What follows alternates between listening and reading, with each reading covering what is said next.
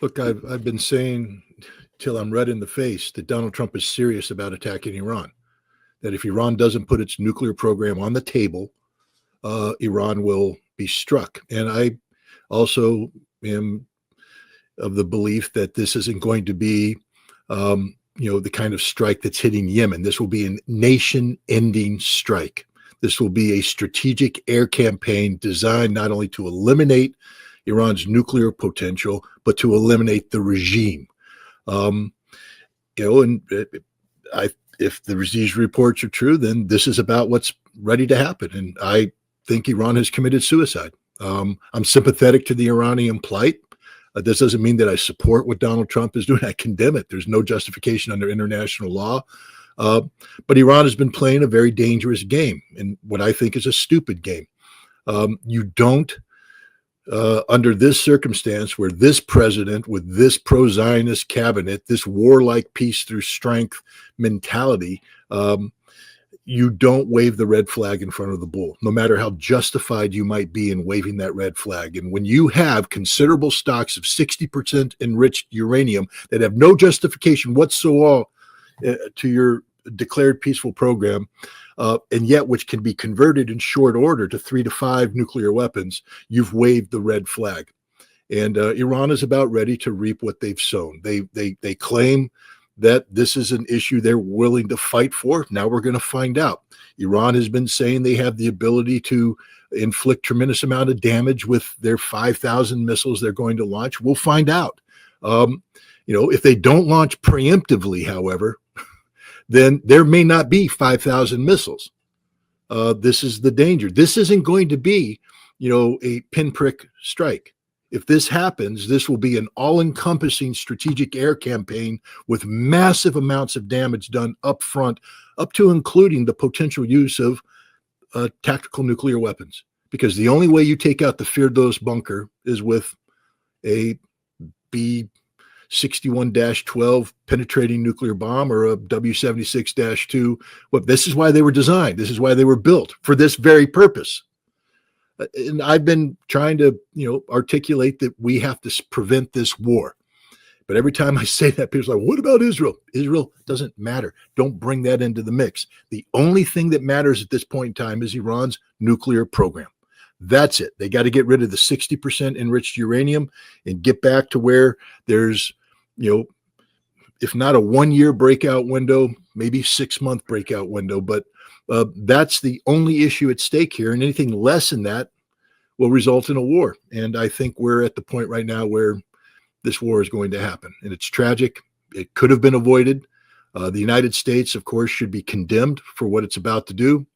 But Iran shares its, there's a fair share of the burden that relies with Iran. They could have stopped this, and they opted not to. I'm not promoting this war at all. I'm telling you there's going to be a frickin' war. End of story. Because the Trump administration isn't playing the game you want them to play. They aren't doing what Larry and I want them to do. They're not logical. They're not even inclined towards peace. They're looking for a specific outcome. That's what I've been saying all along. You misconstrue me. Larry said that, and I agree with everything Larry said, except the following. Larry, Iran is a signatory to the NPT. And when they signed the NPT in 1970, they said, we will not be a nuclear power. That is a commitment they made by law. And as long as Iran is a member of the NPT, they shall be held accountable to the NPT. If Iran wants nuclear weapons, then do what North Korea did. Leave the NPT and then pursue it. But Iran's been playing a stupid game, because you can't, on the one hand, say we don't want a nuclear weapon. We've issued a fatwa of such importance, by the way, because of its religious consequences, and it's against haram. It's forbidden. You can't have nuclear weapons. But as Larijani said, we can have nuclear weapons, which means the fatwa was a smokescreen the entire time, because the Iranians always knew that they could get out of it if the conditions arose. And again, we come down to the fact 60% enriched uranium. There's no justifiable purpose for this uranium under Iran's declared peaceful program. And you mentioned Larijani speaking out right now. Okay, first of all, you can't say, understand this, you either have a nuclear program or you don't have a nuclear program. What you can't allow is what Iran's trying to get, to say, we don't have one, except we could get one very quickly, which means they have one in waiting, that they have put all the pieces together. It's not just Larijani. His statement's just the most recent in a series of statements that date back to last year, where IRGC generals in charge of Iran's nuclear program have said, we have all the components.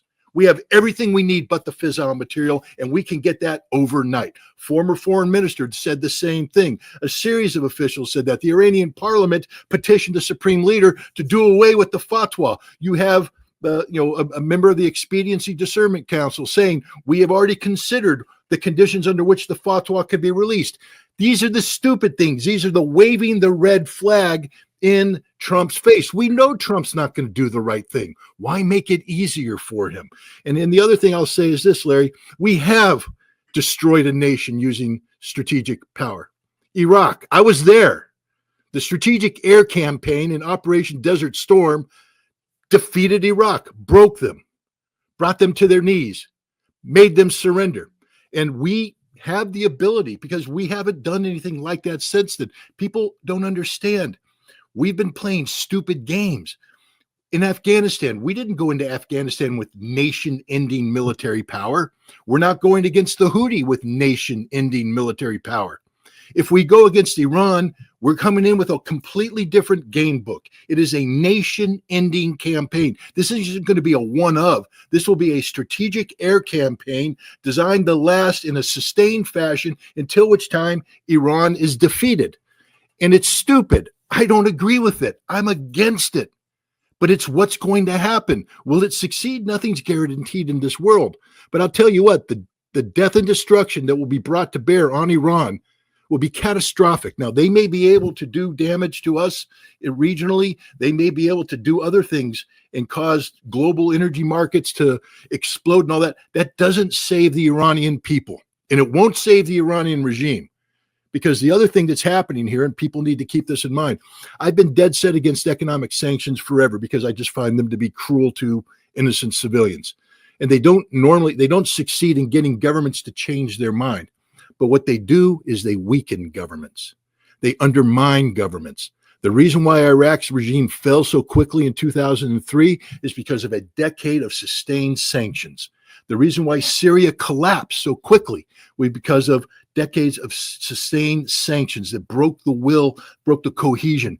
Iran is a nation that's been under sanctions for a long time. A significant percentage of the Iranian population are young people who are frustrated by the fact that their government, all these former revolutionaries, are getting quite long in the tooth. These are old guys.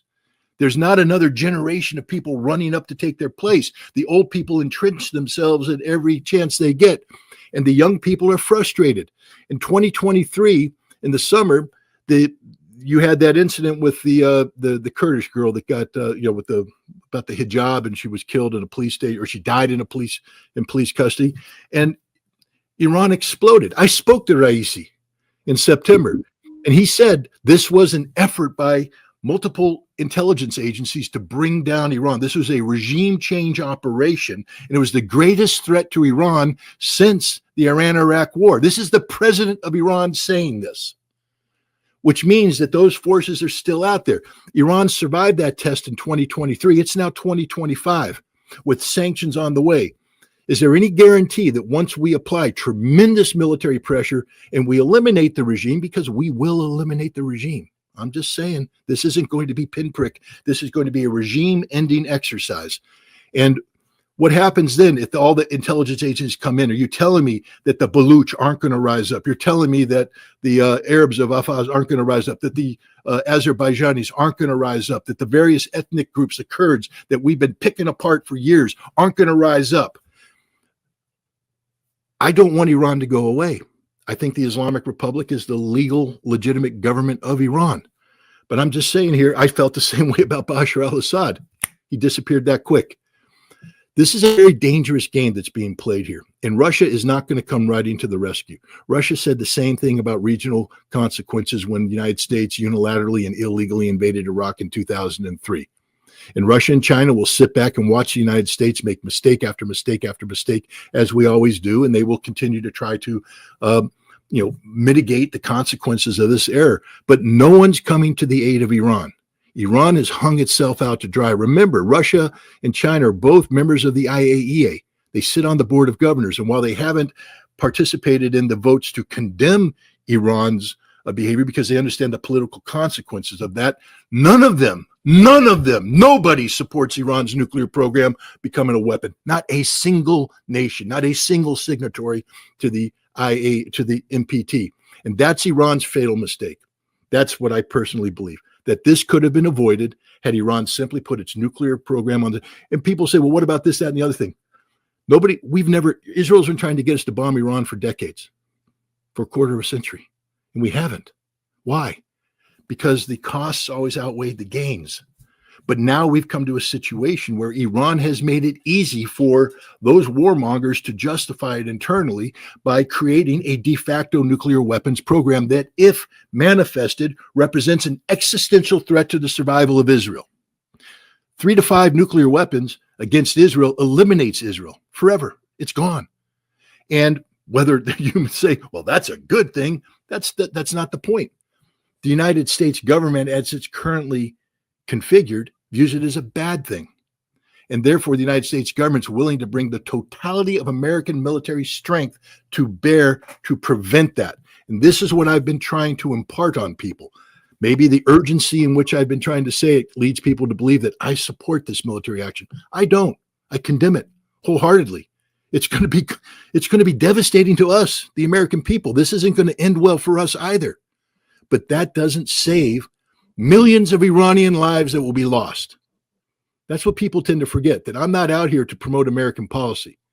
I'm actually trying to save millions of Iranian lives. And it's very frustrating for me to watch the Iranian government lead their nation down this path of inevitable destruction, because Iran's not going to win this war. America may not win it either, but I can guarantee you one outcome. Iran will not win this war. In a battle of existential consequences, the United States will not be defeated, not as long as it exists. It's the same concept Russia has, and Russia understands this. When, as Vladimir Putin said, a world without Russia isn't a world worth living in. And from the mindset of the American first people that currently govern, a world where America can be defeated by an Iran is not a world worth living in. We will not lose this war. Iran will be destroyed.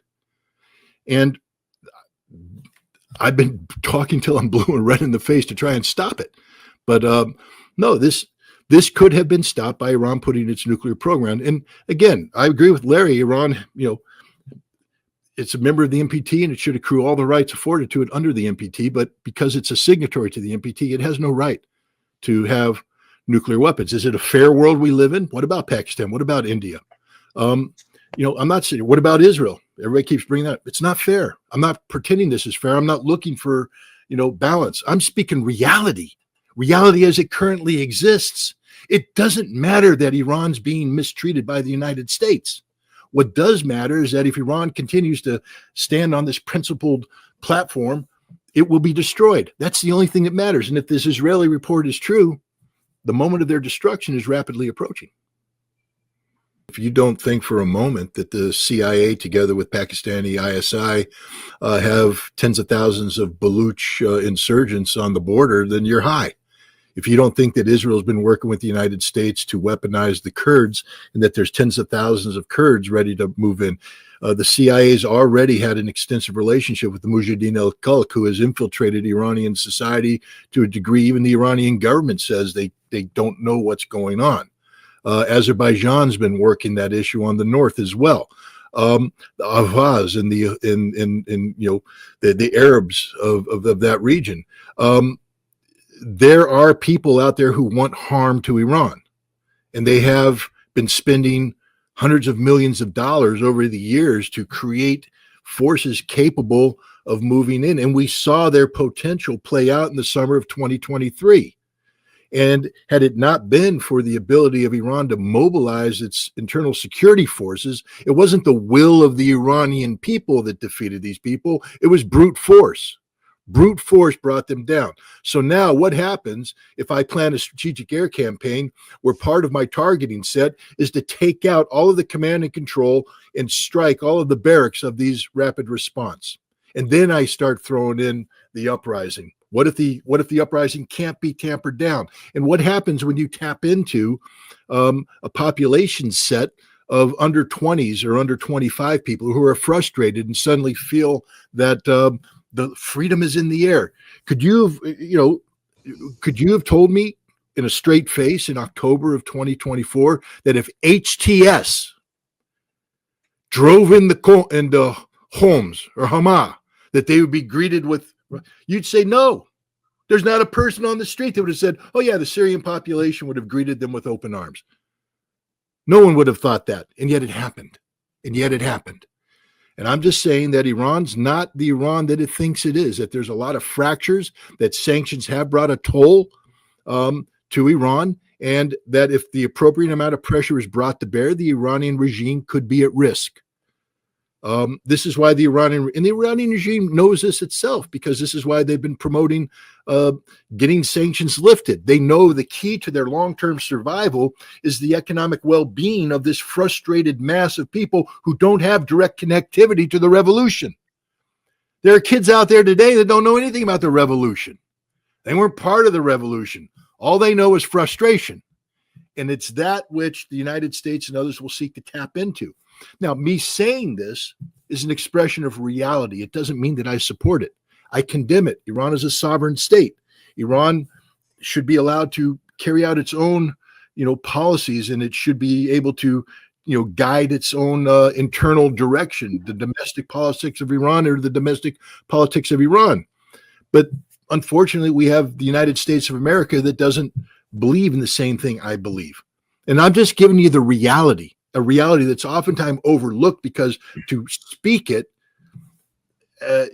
you get accused of promoting it. I'm not promoting this reality. I'm just letting you know it's there. Just because I believe that if the United States bombs the right targets and puts the right external pressure, that the regime could be at risk of collapsing doesn't mean that I support doing that. I condemn it. It's not what I want, but it's what is going to happen.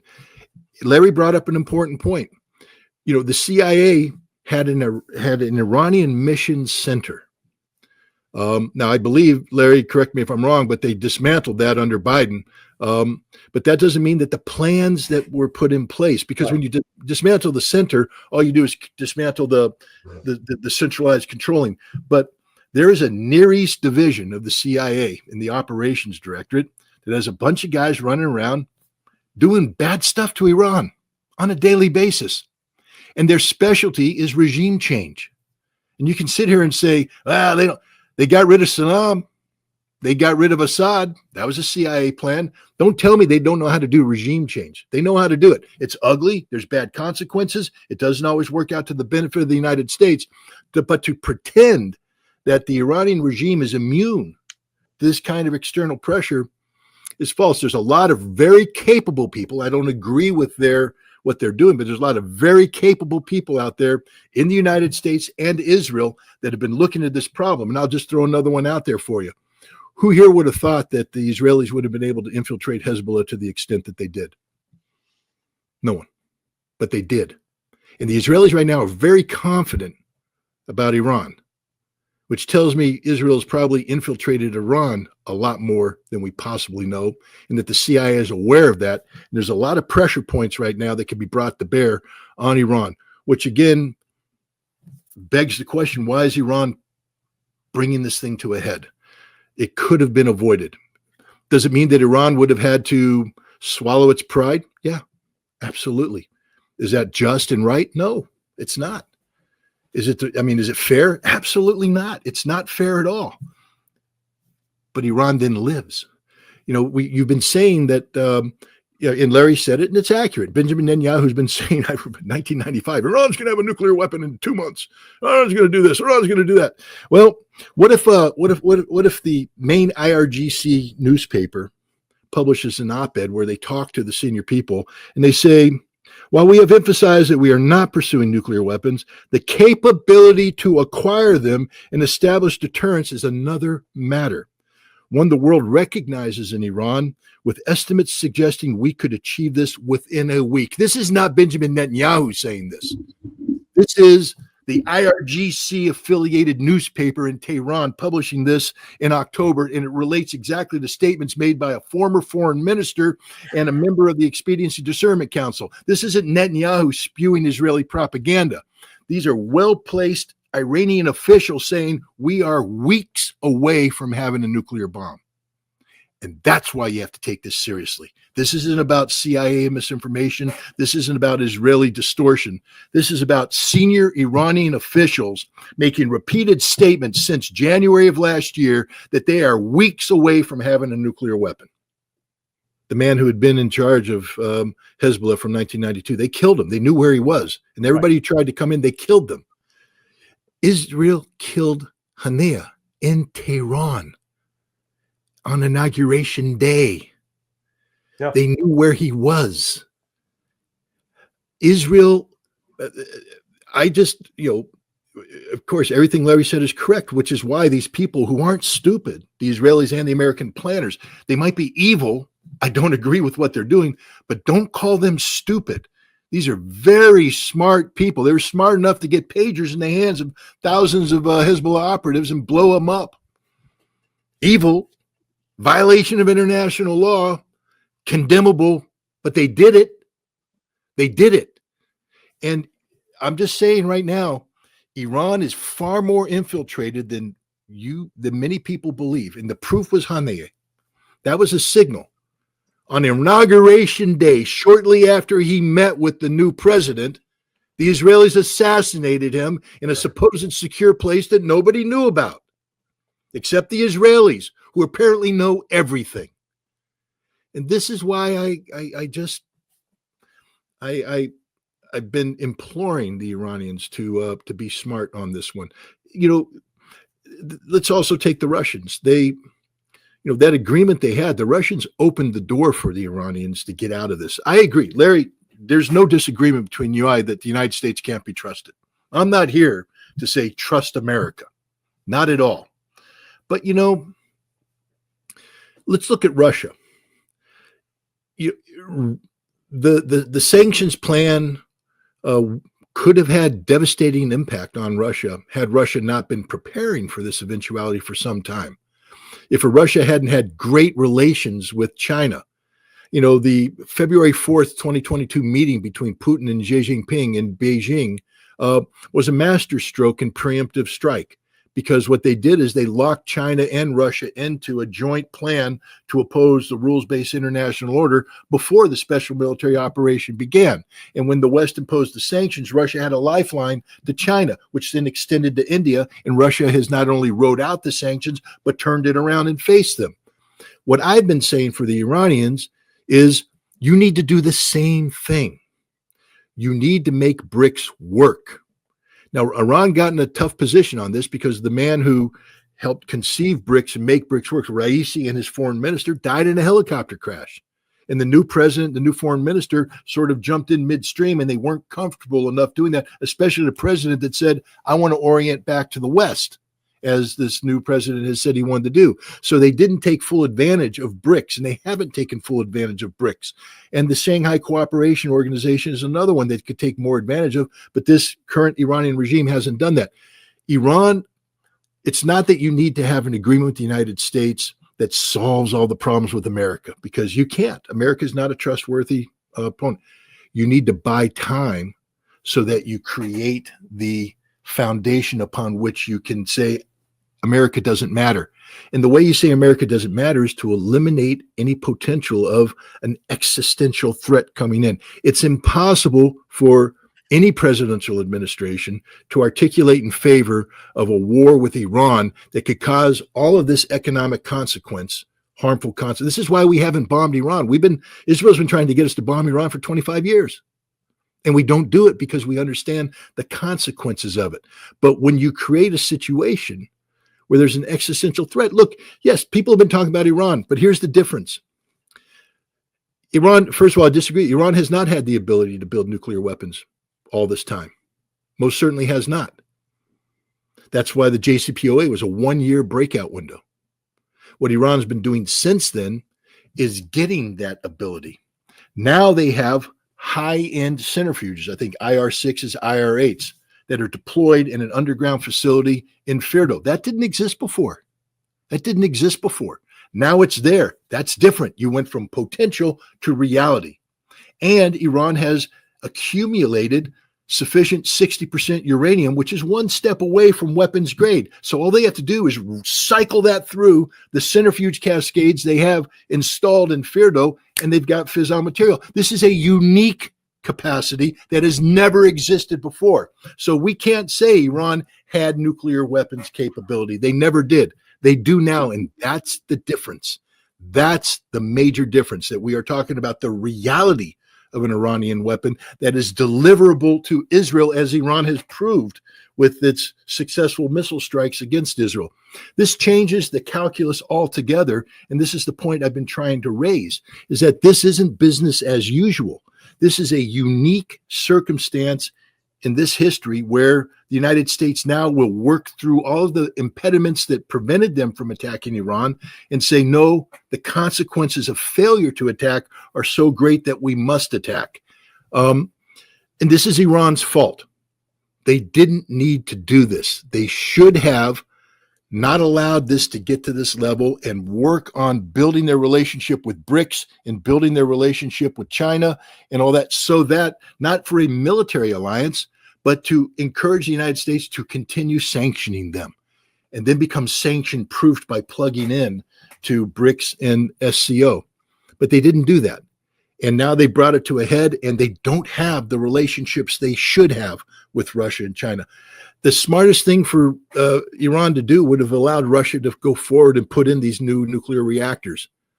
Let the Russians get on the ground, have Russian, boots on the ground, so to speak. Trump understands this. Remember how he talked about the mineral deal with Ukraine? There will be Americans on the ground doing this, and that will be a block against Russia attacking Ukraine. Well, I think Trump understands that if you have Russians on the ground in sufficient numbers, that's sort of a block against an American strike against Iran as well. These are things that Iran could have been working for, not because they trust America, because they can't trust America. And therefore, you delay the potential of a strike until you have the ability to fall back on something, so you're not afraid of sanctions. So you can tell the Americans, as the Russians do what you want. How many more sanctions can America put on Russia? And it doesn't even dent them. Iran should have sanction-proofed itself, and you can only do that by preventing a war. And I just think Iran has allowed this thing to get out of control. There was no reason for it. Unless Iran has... Look, Iran could flip the script right now. Let's just say, hypothetically, today in the deserts of Iran, and it has to be above ground. It can't be a below ground. Iran goes, boom, atmospheric test. There it is, guys. We have a nuke, and this is the missile. And we've got 5 of them aimed at Israel right now. And if you attack us, we launch all 5. That changes the game. That changes the game considerably, because the United States now can't afford to attack Iran because they could lose Israel. But Iran's not there. Iran's not there. You can't talk about a capability as aggressively as the Iranians are when you don't have that capability.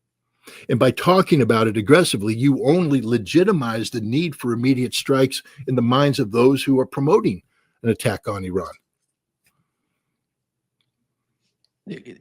2 points, Larry. The way that Scott is talking about, Iran was capable of making a nuclear bomb for at least 10 years. They were able to do that. No, I didn't say that. JCPOA was during the Obama administration. They didn't have the capability at the JCPOA. No, Iran has never had the capability to produce nuclear weapons until today. Today, they have the accumulation of the centrifuges and the 60% enriched uranium. 10 years ago, Iran still had, they were 1 year. The whole idea was to have that 1 year breakout window to keep them 1 year away from having nuclear weapons. That was the purpose of the JCPOA, to secure the 1 year window. Today, it's a 1 week window.